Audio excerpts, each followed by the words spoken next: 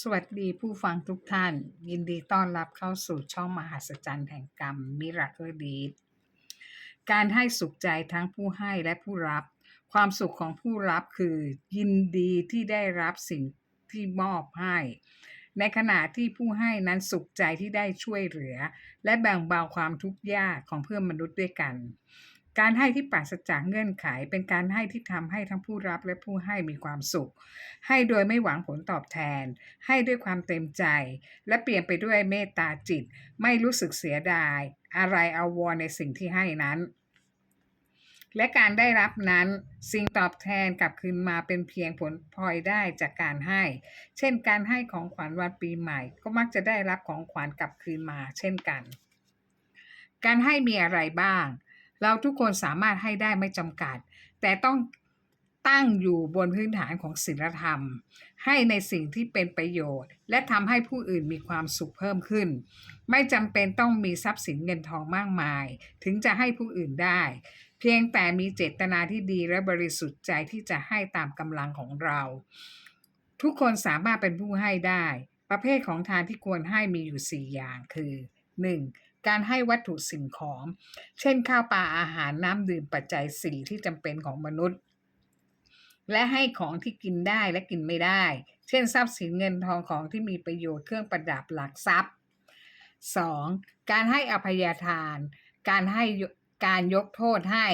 ด้วยการไม่พยาบาทจองเวรเป็นทานที่ให้ได้ยากมากที่สุดโดยเฉพาะการให้อภัยศัตรูหรือผู้ที่ทำร้ายเราอย่างสาหัส 3. การให้วิทยาทานให้ความรู้ทางโลกได้แก่ให้วิชาการความรู้ต่างๆศิลปะวิทยาการในการดำรงเลี้ยงชีพให้กำลังใจให้คำแนะนำส่งเสริมความรู้ต่างๆที่มีประโยชน์แก่ผู้รับ 4. การให้ธรรมทานให้ความรู้ทางธรรมได้ช่วยให้ทุกอย่างจะได้เห็นได้ว่า3ใน4อย่างเราทุกคนสามารถทำได้โดยไม่ต้องใช้เงินทองเลยใช้จิตใจที่ดีไม่พยาบาทอภัยทานวิทยาทานและธรรมทานมีประโยชน์และช่วยค้ำจุนชีวิตคนช่วยให้เขามีที่พึ่งอาศัยในชาตินี้แต่ธรรมทานประเสริฐสุดเพราะช่วยให้เขาพึ่งตนเองได้ตลอดไปทั้งชาตินี้และชาติหน้าการให้ธรรมทานเป็น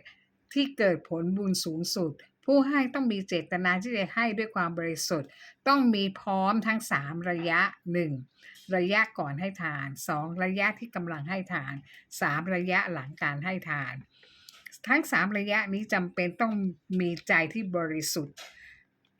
ร่าเริงและยินดีในการให้ทานที่ทำไปโดยคิดว่าผู้รับเองจะมีความสุขจากทานที่ตนได้สละให้ไป5ลักษณะของเป็นผู้ให้ที่ดี 1. ให้ด้วยความปรารถนาดีเป็นการให้โดยไม่หวังผลตอบแทนจากสิ่งที่เราให้ได้กระทำหรือจากสิ่งที่เราให้ก่อให้เกิดความสุขใจของผู้ให้ที่ได้ทำ 2. ให้ในสิ่งที่ดีสิ่งที่มีประโยชน์ต่อผู้รับเช่นให้กำลังใจให้โอกาสให้ความรู้ให้สิ่งที่ไปช่วยแก้ไขปัญหาแก่ผู้รับที่กำลังต้องการหรือขาดแคลน 3. ให้ในสิ่งที่เราสามารถให้ได้สามารถให้ได้โดยที่ตัวเองต้องไม่ลำบากขัดสนหรือเราให้ไปแล้วตัวเราเองต้องไม่ทุกข์ยากลำบากการให้นั้นจะไม่เกิดผลถ้ารู้จักประมาณกำลังของตนที่จะให้ 4. ให้แล้วต้องสบายใจและเราต้องการเต็มใจที่จะให้สบายใจโดยไม่ฝืนใจตนเองหรือไม่เต็มใจที่จะให้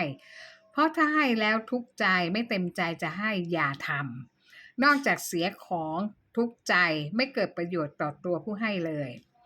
5. ให้อภัยเป็นการให้ที่ทำยากที่สุดเพราะไฟโทสะเผาใจเราตลอดเวลาจิตใจเราย่ำแย่อยู่จะให้อภัยได้อย่างไร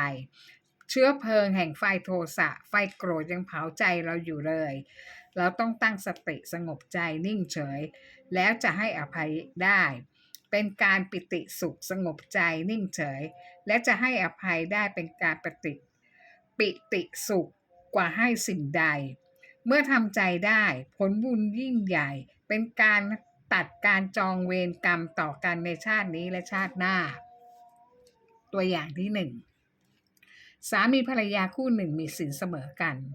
ทั้งคู่มาจากฐานะยากจนปากกัดตินถีบจนสร้างฐานะร่ำรวยเป็นมหาเศรษฐีแต่การได้มาของตำแหน่งนี้มาจากความอดอยากอดออมขี้เหนียวและแรงน้ำใจต่อผู้คน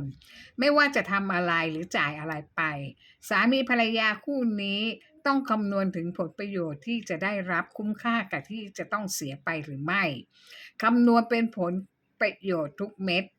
ไม่ยอมเสียเปรียบอะไรง่ายๆสามีภรรยาคู่นี้ไม่ยอมทำบุญด้วยอาหารการกินไม่ว่าจะเป็นพระสงฆ์หรือการให้ทานแก่ใครเพราะมองว่าเป็นการสูญเปล่าไม่ได้ประโยชน์อะไรกลับมา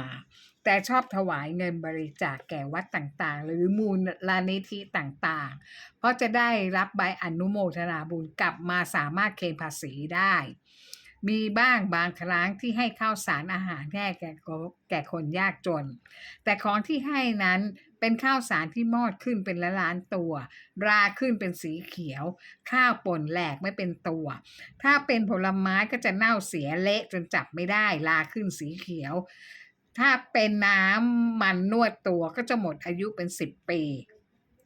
ให้ยาแก้ไอจับตัวเป็นก้อนคิดดูว่าเก็บไว้นานขนาดไหนสามีภรรยาคู่นี้ไม่รู้ตัวว่า